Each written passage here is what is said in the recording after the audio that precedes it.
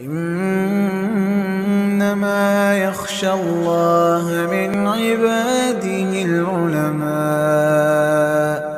إن الله عزيز غفور. إن الذين يتلون كتاب الله وأقاموا الصلاة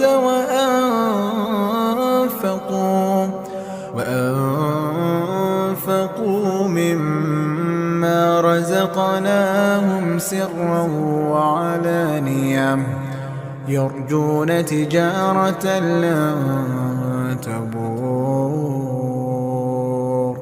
ليوفيهم أجورهم ويزيدهم من فضله إنه غفور شكور.